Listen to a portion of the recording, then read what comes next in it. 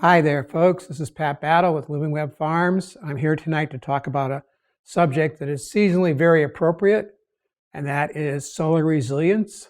The fact that as the days are coming to the end of their diminishing, the day length, and the days are going to begin lengthening again, cultures all over the world celebrate this time because it is a sign that that engine for abundance, the sun, is going to be returning for us. And it's going to be driving the next year's growth of all of the things that sustain us. Plants are growing through the winter too. Some plants, and there's food out there all the time, as we'll see, but there's more and more of it as the days get longer, of course. And lots of people and lots of life in all kinds of forms are going to stockpile during those longer days. So yeah, we're going to talk about solar resilience tonight. And that's the fact that there's one insurance policy we can all afford, but the only way we can pay with premiums is by developing a careful cultivation of one's connection to, understanding of, and reverence for the web of life and the planet that sustains this miracle. And so that's what we're going to get into tonight. And I want to do a caveat first off. This is not a field guide. I might talk about an identifying feature here and there on something, but there are lots of field guides out there. I have the caveat written here, but I'm not going to try and read the whole thing right now. But you do want to be certain of any plant that you're going to eat. You want to be absolutely certain. And there's loads of ways to do that. I think the very best way is to find a mentor. Find somebody who's been doing this, who's eating these things regularly and knows what they are. If you can't find that mentor, maybe you'll become that mentor for the people in the future who want to do this. And then you're going to have to do a little bit of harder work. There's a bunch of great books out there. A series of books by Samuel Thayer are excellent. There's a famous from my era, Yule Gibbons, with books on wild food. And there's loads of resources online. But of course, you always want to be careful online.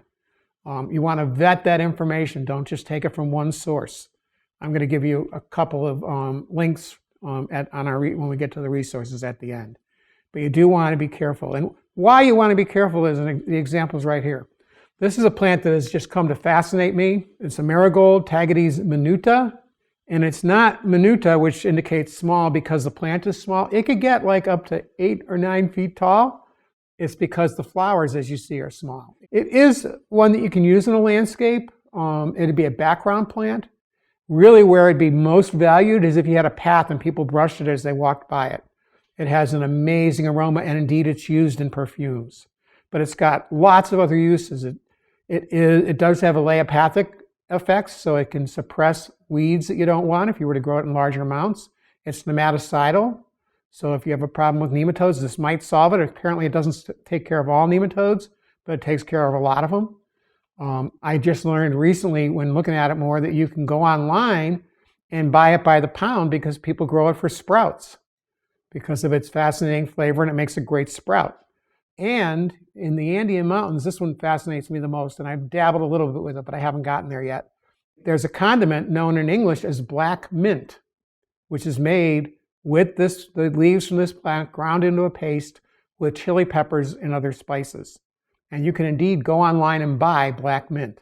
Now, why I say a caveat is because I have a friend who cooked with it and served it to some friends who were visiting, and one of them reported, lo and behold, that she got blisters in her mouth.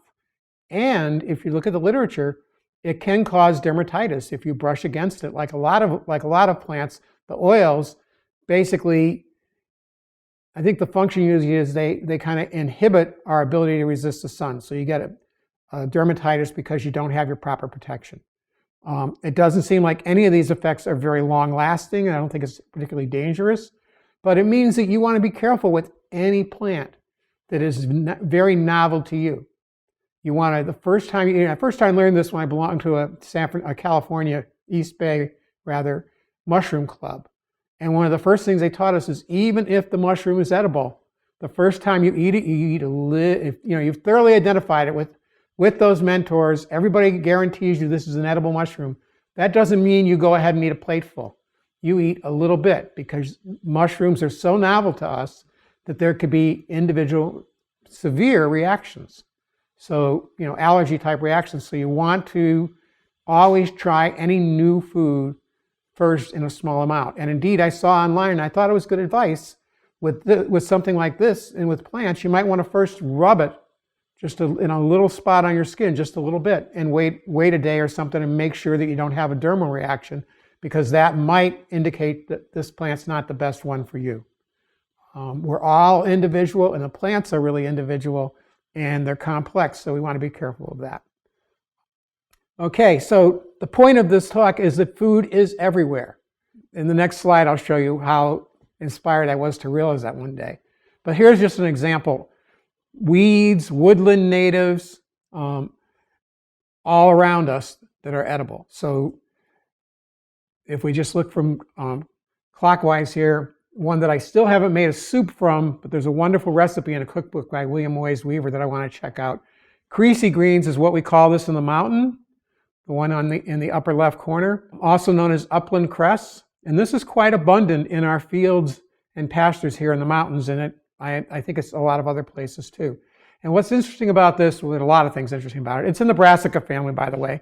It has two forms. One is very dark green and one is lighter green. The very dark green one can be quite bitter. The lighter green one tends to not be nearly as bitter and more cress-like.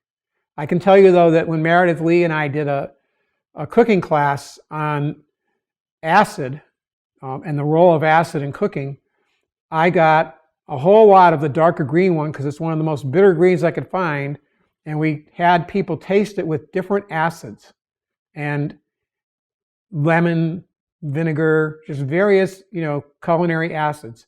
Every acid made it that this green at its most bitter form was still totally palatable to a room full of Americans. And Americans do not have the greatest tolerance for bitter. A lot of other cultures are much more into bitter, but we're not very into bitter. So I think any form of this green would be edible, but you might want to eat the darker green one with acid. And then on the right, chickweed. I purposely did the chickweed in a bunch just to give you the idea that this is one that's very stringy.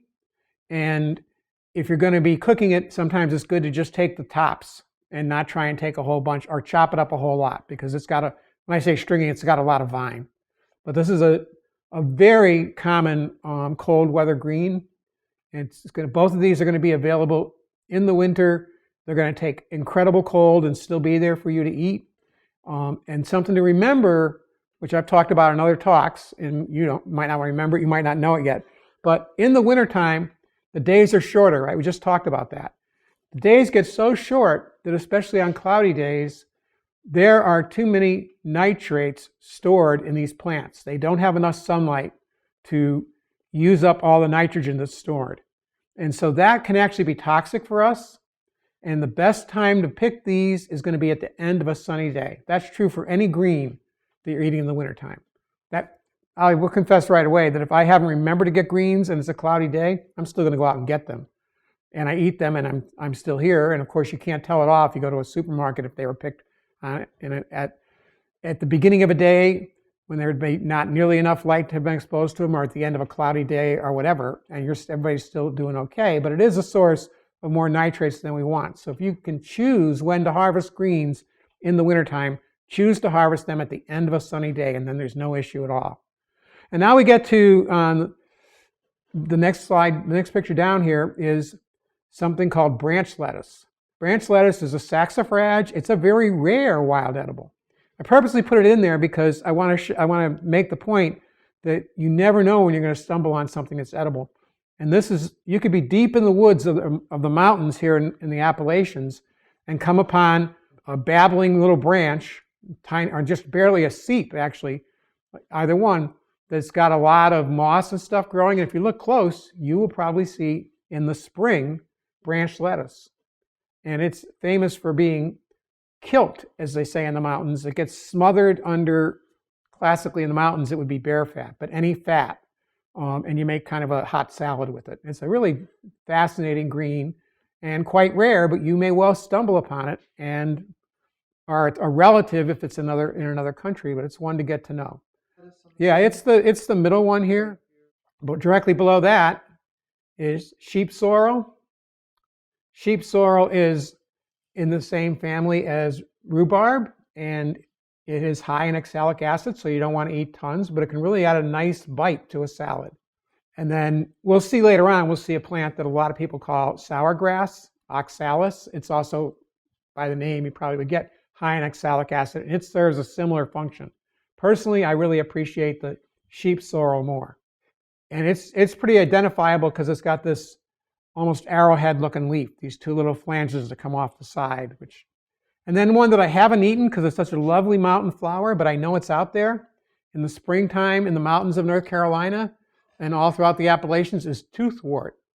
Toothwort is a lovely spring wildflower, and the flowers and the leaves are edible, but what it's really known for is its root, which has got kind of a hot radishy taste. And so if you were out in the springtime and needing to get some substance, there'd be a root you could dig. And greens are good. Greens are really wonderful nutrition, and they have more protein than you might imagine often, but sometimes we need a little bit more substance, and the roots are good to find too. And then here is a mess of weeds. And this slide was inspired by the middle picture. The middle picture has so much food in it, and it's amazing. Barely able to be seen. You can blow it up on your screen at home. On the right, kind of darker, is oxalis. Oxalis is another, kind of lemony flavored green that kids like to eat a lot. They call it sour grass, but it's actually looks more like a clover, but it's not a clover, and it's very high in oxalic acid, so you don't want to eat a lot. If you needed to eat a lot, then you would also want to cook it in a lot of water and throw the water off. It's in there, and it surprised me that it was there. The main thing that's here is 2 clumps of rock cress. They're kind of in the middle there. They have little white flowers on them. And then sow's thistle. And it's important to know this and be able to recognize it at the same time that you may have wild lettuce, which is on the left, which I purposely put those guys next to each other because they can look very similar. And they're both edible. Both of them, by the way, you want to eat young. They're going to be quite bitter if you get them older. But on the left, the wild lettuce actually is medicinal too. It's used for aiding in sleep and easing pain. And it has a sap. And you don't want to eat a lot of that when it's high in sap. You might get more of an impact than you want. So if you're going to eat a lot of it, you want to be sure to cook it in a lot of water once again and pour it off. Whereas the sow's thistle has no such problem. There's other ways to identify it. You can go online and look. The white sap in the wild lettuce is going to be your major clue to it not being sow's thistle. And then on the right, there's actually 2 edibles in here in the grass. This is kind of like see if you can find Elmo. Down low in the lower left corner of the rightmost picture is a plant called ground ivy. I'm going to talk about that more later, but I'd just like to note that there's wild food everywhere. The main plant you're looking at here is Sochan. This is a Cherokee green. It's also known as green coneflower. It makes lovely small sunflower type flowers all summer long. But when you want to eat it is before it goes to seed in this early stage. And you can keep cutting it back. It'll keep coming. You can actually cut from it for a long time. It's also one that's related to echinacea and has a fair amount of medicinal impact also, and one that it's probably recommended to cook in water, pour the water off, and then cook it, keep cooking it. Whether you steam it then or braise it, but you might want to pour off the first water. You don't necessarily want that medicinal quality all the time. Okay.